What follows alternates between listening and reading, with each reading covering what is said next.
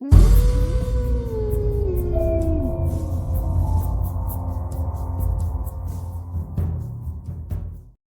कहानी के लेखक है संजय कामले। सुनसान इलाके से एक ट्रेन तेज रफ्तार में दौड़ रही थी। ट्रेन की लोहे की पटरियों पर गुजरते हुए तेज आवाज रात के सन्नाटे में कुछ ज्यादा ही डरावनी लग रही थी। रात के 2 बज चुके थे। बोगियों में लोगों की भीड़ काफी कम थी। रात का वक्त होने के कारण हर कोई बैठे बैठे झपकियां ले रहा था। दूर से दिखाई देने वाले उस ट्रेन की एक बोगी में से एक महिला एकदम से बाहर की ओर गिरी और धूल मिट्टी पत्थरों पर से घसीटते हुए कुछ दूर जाकर रुक गई। ट्रेन से गिरने के कारण पूरा शरीर जख्मी हो गया था। खून से लथपथ वो वैसे ही ट्रेन की तरफ देखती हुई पड़ी रही और ट्रेन दूर दूर जाते हुए अंधेरे में नजरों से ओझल हो गई। पिछले 1 महीने में ये चौथी वारदात थी। नौकरी पेशा महिलाओं को लूट ट्रेन से फेंक कर उनकी हत्या आम बात हो गई थी। 4 दिन बाद तेजी से कदम बढ़ाते हुए वो प्लेटफॉर्म की ओर चल रही थी। रात के करीब 1:30 बज चुके थे। यह आखिरी ट्रेन थी। अगर ये ट्रेन छूट जाएगी तो सुबह 5 बजे तक उसे इंतजार करना पड़ेगा। इसलिए किसी भी हालत में उसे ये ट्रेन पकड़नी ही थी। पर उसे डर भी लग रहा था, डर जो वो पिछले 1 महीने से महसूस कर रही थी। पिछले महीने ऐसे ही काम से घर लौटते समय ट्रेन में अपनी सीट पर बैठी झपकियां ले रही थी, पर किसी की चीख से उसकी नींद खुल गई। झट से आवाज की तरफ देखा तो 2 गमछाधारी एक महिला के साथ मारपीट कर रहे थे। ट्रेन में कुछ मुसाफिर थे, पर कोई उस महिला की मदद के लिए आगे नहीं बढ़ रहा था। बाकी लोगों की तरह वो भी डरी सहमी चुपचाप देखे जा रही थी। और फिर उस आदमी ने उस महिला को तेज रफ्तार में चलती ट्रेन से नीचे फेंक दिया। ये सब उसके सामने हुआ था, पर उसकी हिम्मत नहीं हुई कि पुलिस में शिकायत करे, और उसी वजह से वह खुद भी खौफ में सफर करने के लिए मजबूर थी। पर परिवार भी तो चलाना है। ट्रेन धीरे धीरे आगे बढ़ने लगी और उसके साथ उसने अपने कदमों की रफ्तार भी बढ़ा दी। दौड़ते भागते वो प्लेटफॉर्म में दाखिल हुई। ट्रेन ने अभी रफ्तार नहीं पकड़ी थी। रात का समय होने के कारण स्टेशन पर लोगों की भीड़ भी काफी कम थी। अब भी कुछ लोग ट्रेन से उतर रहे थे तो कुछ लोग अंदर चढ़ रहे थे।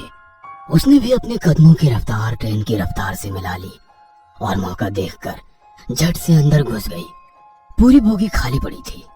बोगी के भीतर छत पर लगे बल्ब की सफेद रोशनी पूरी बोगी में फैली हुई थी। अपने ऑफिस बैग को कस के पकड़े हुए वो एक कदम आगे बढ़ती रही और आगे की सीट पर जाकर बैठ गई। घड़ी में टाइम देखा तो 1:45 हो रहे थे। बाईं तरफ वाली खिड़की के कांच खोलते ही तेज हवा के साथ तेज बारिश की एक लहर खिड़की से अंदर आई। उसी के साथ झट से उसने खिड़की बंद कर ली। अपने हाथ पर गिरी बारिश की बूंदें चुनरी से पोंछ रही थी कि तभी उसकी नजर पैरों में पड़े न्यूज़पेपर पर पड़ी। बड़े अक्षरों में लिखी वह अखबार से उसके दिल की धड़कन ही पल भर के लिए रुक गई। फिर एक बार चलती ट्रेन से नौकरी पेशा महिला को नीचे फेंक दिया गया। नीचे मरने वाली महिला की धुंधली सी तस्वीर थी।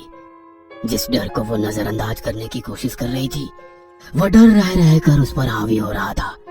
उसने झट से अपना ध्यान हटाया और खिड़की से बाहर झांकने लगी। तभी किसी के कदमों की आवाज ने उसका ध्यान आकर्षित किया।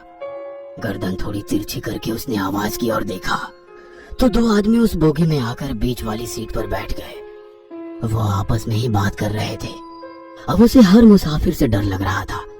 अपनी पर्स कस के पकड़कर वो शांत बैठी रही कि तभी बोगी के अंदर एक और लड़की दाखिल हुई। शायद नौकरी करती होगी। दिखने में बहुत ही सुंदर थी। पूरी बोगी में नजर घुमाते हुए वो लड़की दरवाजे के पास वाली सीट पर बैठ गई। अब ट्रेन ने तेज रफ्तार पकड़ ली थी। खड़ाक खड़क खड़ाक खड़क तेज आवाज रात के सन्नाटे को चीरती हुई आगे बढ़ रही थी। उस महिला ने घड़ी में देखा तो करीब 2 बज चुके थे। तभी पीछे वाली बोगी में से 2 आदमी ट्रेन के भीतर दाखिल हुए। उन्होंने चेहरे पर गमछा बांध रखा था। दोनों की सिर्फ आंखें ही चमक रही थी। उन्हें देखकर ही उसका बदन कांपने लगा। उन्हें देखकर महीने भर पहले हुई वारदात उसकी आंखों के सामने आ गई। उस वक्त ट्रेन में 20-25 लोग होंगे, पर किसी की हिम्मत नहीं हुई उन 2 आदमियों से एक महिला को बचाने की। आज तो पूरी बोगी खाली है। इसी ख्याल ने उसके दिल की धड़कनें बढ़ा दी।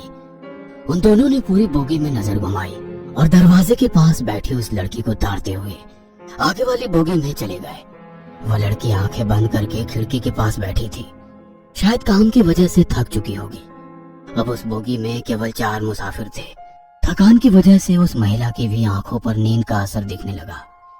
1-2 बार झपकियां लेते हुए उसका सर ट्रेन की खिड़की से टकराया।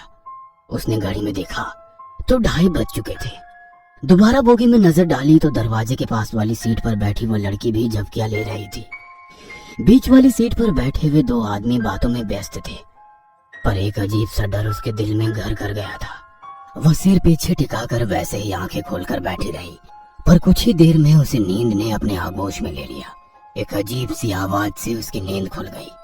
सामने देखा तो वो 2 गमछाधारी आदमी उस लड़की का पर्स छीनने की कोशिश कर रहे हैं। वो लड़की मदद के लिए पुकार रही है, पर कोई आगे नहीं आ रहा था। वह महिला भी डर के कारण चुपचाप बैठी थी। सामने की घटना देख उसका जिस्म कांपने लगा। बेबस होकर वो सिर्फ देख रही थी। उस आदमी ने उस लड़की के बाल पकड़े और दरवाजे से बाहर देखते हुए हंसने लगा। वह लड़की गिड़गिड़ा रही थी, अपनी जिंदगी की भीख मांग रही थी, पर उसने पूरी ताकत से उसे बाहर फेंक दिया और एक दर्दनाक चीख चारों ओर गूंज उठी। वह महिला झट से नींद से जाग गई। वह सिर्फ एक सपना था, पर दिल अभी भी जोर जोर से धड़क रहा था। घड़ी में देखा तो 3 बज चुके थे। उसने गर्दन ऊंची कर दरवाजे के पास बैठी लड़की को देखा और सन्न रह गई। वह सीट खाली थी। उसने पूरी बोगी में नजर घुमाई, पर वह लड़की कहीं नजर नहीं आ रही थी। पर उस लड़की की बगल वाली सीट पर वही 2 गमछाधारी आदमी थे। लगता है उस लड़की को मार दिया। वह अपने आप से बुदबुदाई कि तभी बीच में बैठे 2 आदमियों ने उन पर हमला कर दिया। ट्रेन की तेज होती आवाज में उन लोगों की मारपीट शुरू हो गई। वह महिला डर के कारण सीट के नीचे बैठ गई। वे एक दूसरे को मार रहे थे। तभी उसे नीचे 2 दिन पहले का एक न्यूज़पेपर पड़ा दिखाई दिया। उसमें बड़े अक्षरों में लिखी एक खबर पर नजर गई। फिर एक बार चलती ट्रेन से नौकरी पेशा महिला को नीचे फेंक दिया गया। नीचे मरने वाली महिला की तस्वीर थी।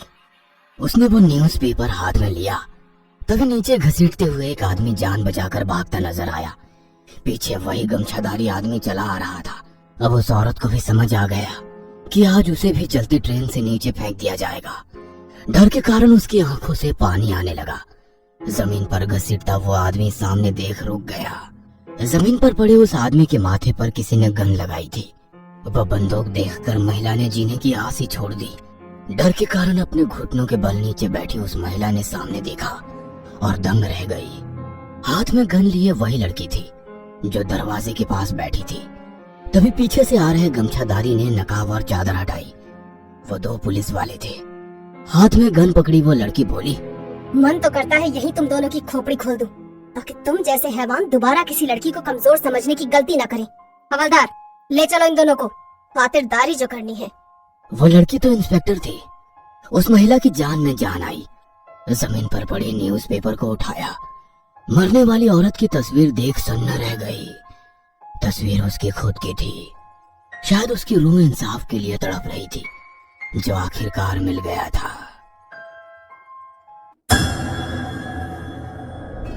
ये कहानी आपको अच्छी लगी हो तो हमें सब्सक्राइब करें, हमारा इंस्टाग्राम और फेसबुक पेज जरूर फॉलो करें। और हाँ दोस्तों, सब्सक्राइब करना भूलना मत।